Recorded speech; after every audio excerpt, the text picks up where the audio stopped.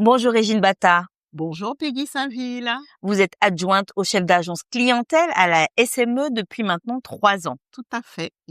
Pour aborder tous les aspects pratiques de la facture, puisque c'est le thème du jour, et afin de sensibiliser les auditeurs aux enjeux de la gestion de l'eau au niveau de la SME, on va d'abord commencer par l'anatomie de la facture. On a notre facture devant nous. Pouvez-vous m'expliquer pourquoi il y a plusieurs parties distinctes sur la facture? Alors, les trois grandes parties qui composent le prix de l'eau sont la production et la distribution de l'eau potable, la collecte et le traitement des eaux usées et les redevances et taxes. Donc, la production et la distribution de l'eau sert à financer toutes les actions liées à la production de l'eau, au captage, à sa potabilisation, à l'acheminement jusqu'à votre branchement.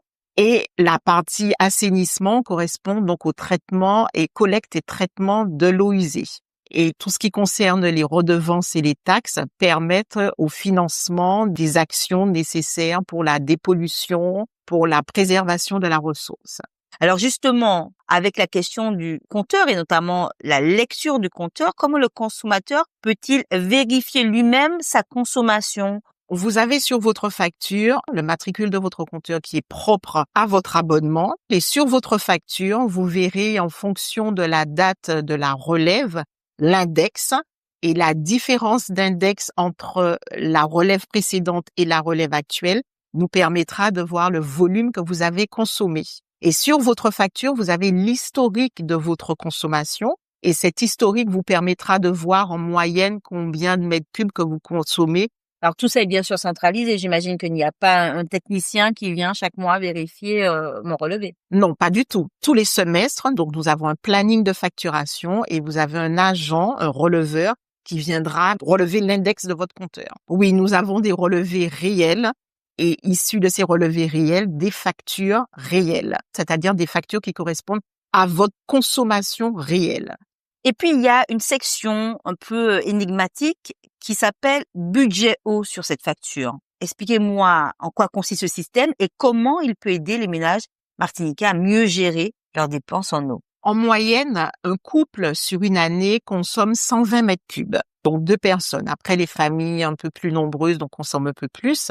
Mais pour faire des économies d'eau, je vous invite systématiquement à vérifier l'index de votre compteur, vérifier l'entretien de votre compteur, à surtout faire des économies d'eau en limitant votre consommation, c'est-à-dire quand on effectue la vaisselle, quand on se baigne aussi, quand on prend la douche, ne pas laisser couler le robinet. Voilà, des petits gestes, des éco-gestes qui nous permettent de diminuer notre consommation et de surveiller, de rationaliser notre consommation d'eau.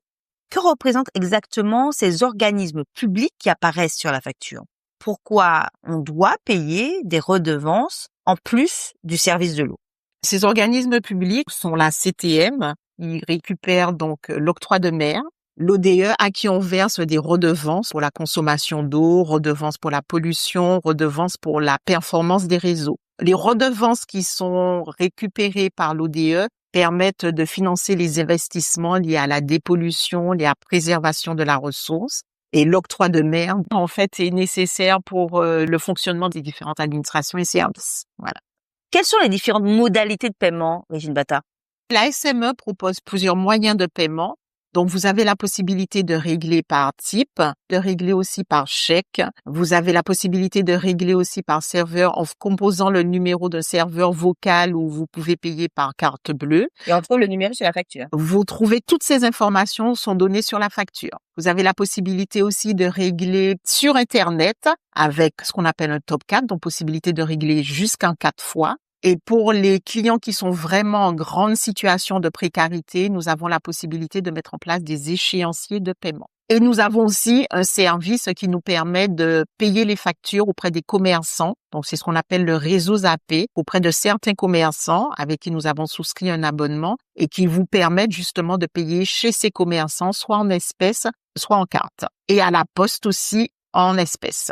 Régine, vous avez parlé du type. Qu'est-ce que c'est que le type? C'est un élément qui se trouve donc sur votre facture où il y a renseigné donc toutes les coordonnées de votre facture. Ce type, vous le validez, vous le signez, vous mettez la date et le lieu, vous le découpez et vous le transmettez, vous le déposez dans la boîte aux lettres. Soit dans la boîte aux lettres ou vous l'envoyez directement à notre centre de traitement qui va traiter justement ce type.